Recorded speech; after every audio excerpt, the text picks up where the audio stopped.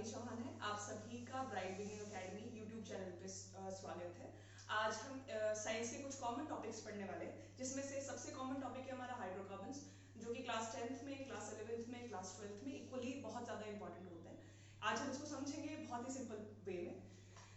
Hydrocarbons generally होते क्या है? हाइड्रोकार्बन्स होते हैं हमारे हाइड्रोजन और कार्बन से बने हुए कंपाउंड, ठीक है। इनको हम बोलते हैं हाइड्रोकार्बन्स, ठीक है। हाइड्रोकार्बन्स हम दो मेन कैटेगरी में डिवाइड कर सकते हैं। एक होता है हमारा ओपन चेन और एक होता है हमारा क्लोज्ड चेन।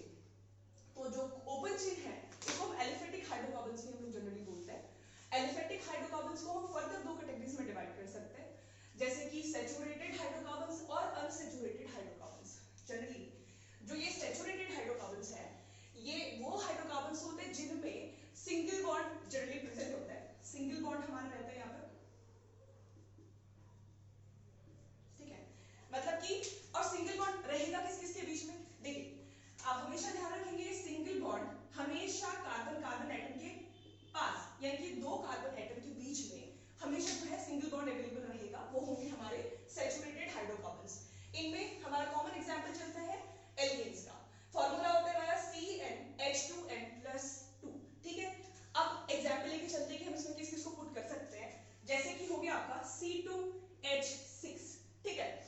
देखिए क्या फॉर्मूले के हिसाब से हम इसको कैलकुलेट कर सकते हैं। एक बार कैलकुलेट करते हैं। अगर n हमारा 2 है, ठीक है, फॉर्मूले में पुट करते हैं हम लोग, N2 है H2 × 2 + 2, ठीक है। हो गया कितना आपका? ये हो जाएगा C2H6। मतलब कि फॉर्मूला के हिसाब से ये क्या है? एल्कीन है, एक सैचुरेटेड हाइड्रोकार्बन है, ठीक है। तो ये हो गया आपका एक सैचुरेटेड हाइड्रोकार्बन। फर्दर आपका इसका आप नाम लिखेंगे। इसका हम जब भी किसी एल्केन का नाम लिखा जाता है, लास्ट में हम लोग क्या करते हैं? एक सफिक्स यूज करते हैं, जिसके लास्ट में हम यूज करते हैं ANE, ठीक है। अच्छा, एक हाइड्रोकार्बन का जो पैटर्न है लिखने का, पैटर्न लिखने का जो पैटर्न, इसमें कार्बन के नंबर्स को हम स्पेशल नाम से एड्रेस करते हैं। जैसे कि सिंगल कार्बन को मेथ, डबल कार्बन को हम एथ, इस तरीके से हम एड्रेस करते हैं। और उसके लास्ट में सफिक्स हम लोग लगा देते हैं अपने अकॉर्डिंगली। जैसे सैचुरेटेड हाइड्रोकार्बन है तो ANE लग जाएगा, अनसैचुरेटेड हाइड्रोकार्बन है तो ENE या फिर YNE यूज करते हैं लोग, ठीक है। फॉर एग्जांपल आपका दिया हुआ है यहाँ पे C2H6, तो यहाँ पर दो कार्बन आपके अवेलेबल है विद 6 हाइड्रोजन, तो उसका नाम हो जाएगा इथेन, ठीक है। इसका नाम हो जाएगा आपका इथेन, ठीक है। तो यहाँ पर क्या होगा? इथ आपका 2 कार्बन के लिए यूज किया गया है, ANE यूज किया गया आपका फॉर एल्केन, ठीक है। और यहाँ पर आपका एक सैचुरेटेड हाइड्रोकार्बन इंडिकेट करता है ANE, ठीक है। फिर अब नेक्स्ट है आपका एल्कीन। हम आ गए आपके अनसैचुरेटेड हाइड्रोकार्बन्स पे। अनसैचुरेटेड हाइड्रोकार्बन हमारे वो हाइड्रोकार्बन्स हैं जिनमें कार्बन कार्बन एटम के बीच में, कार्बन कार्बन एटम के बीच में आएगा डबल बॉन्ड अवेलेबल होगा या फिर आपका ट्रिपल बॉन्ड अवेलेबल होगा, ठीक है। कार्बन कार्बन एटम के बीच में डबल या ट्रिपल बॉन्ड अवेलेबल होना चाहिए अनसैचुरेटेड हाइड्रोकार्बन्स के लिए। फॉर्मूला यहाँ पे दिया हुआ स्पेसिफिक फॉर्मूला रहेगा। ये फॉर्मूला जनरली ओपन चेन के लिए ही हमारे रहेंगे, और क्लोज चेन में ये हमारे काम नहीं आएंगे। तो ओपन चेन में सिंपल फॉर्मूलास चलेंगे। चलिए इसका एग्जांपल ले लेते हैं। जैसे कि हो गया आपका C2H4, ठीक है। फॉर्मूला में पुट कर लेते हैं इसको। अगर n = 2 दिया हुआ है और ये अगर अनसैचुरेटेड हाइड्रोकार्बन है जो कि एल्कीन है, तो इस केस में हम कैलकुलेट करेंगे फॉर्मूला के हिसाब से।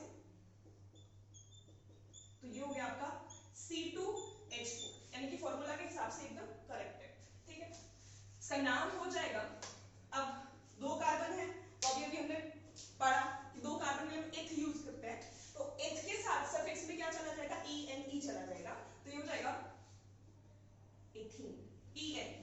लास्ट में ENE इंडिकेट कर रहे हैं कि ये अनसैचुरेटेड हाइड्रोकार्बन है और ये एक एल्कीन है। ये इंडिकेशन मिल रही है हमें इससे, ENE से, ठीक है। नेक्स्ट है आपका एल्काइल। इसमें क्या होता है? इसमें फॉर्मूला सेम है, सॉरी, इसमें हमारा फॉर्मूला सेम है, बस क्या है 2n में से माइनस कर दिया हमने 2 को, ठीक है। अब क्योंकि आप पढ़ते हैं हमने दो ही कार्बन लिया हुआ है, तो अगले इथ रहेगा C2H2, ठीक है। तो यहाँ पर क्या है? अगर आपका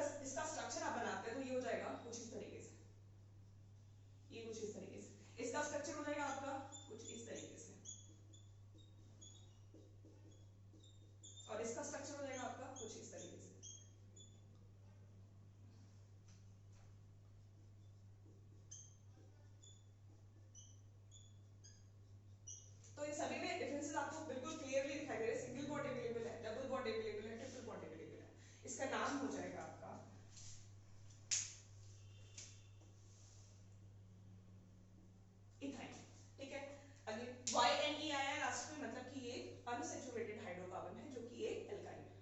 ठीक है, अब बात करते हैं हम लोग क्लोज्ड चेन की। क्लोज्ड चेन में आपका दो कैटेगरीज हमारी रहती है। एक होता है साइक्लिक, सिंपल साइक्लिक चेन हमारी, ठीक है, जिसमें क्या है हमारा हम लोग सैचुरेटेड और अनसैचुरेटेड को फर्दर डिवाइड करेंगे। साइक्लोएल्केन हो गया, साइक्लोएल्कीन हो गया, साइक्लोएल्काइंस हो गए।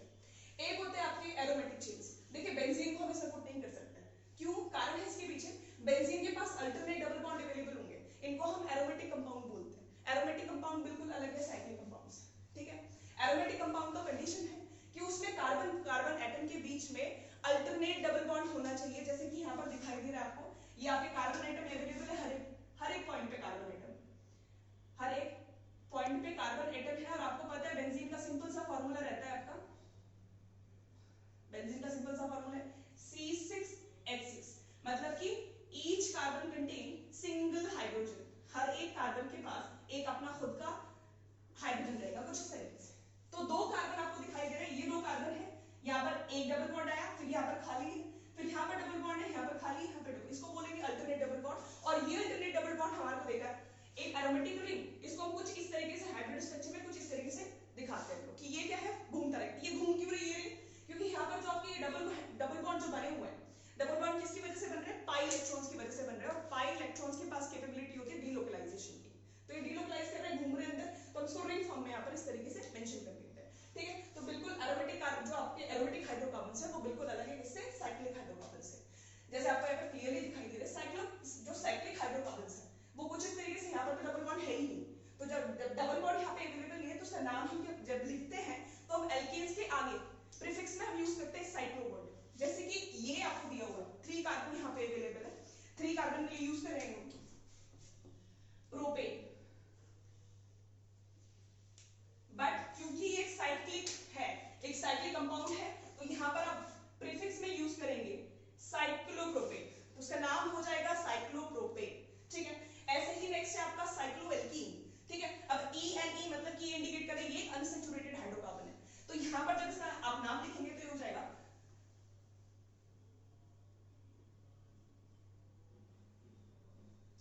ठीक है, इसका नाम हो जाएगा साइक्लोब्यूटेन, ठीक है, इसका नाम हो जाएगा साइक्लोब्यूटेन, तो दिखाई नहीं दे रहा होगा, इसका नाम हो जाएगा साइक्लोब्यूटेन, यहाँ पे डबल बॉन्ड रहेगा,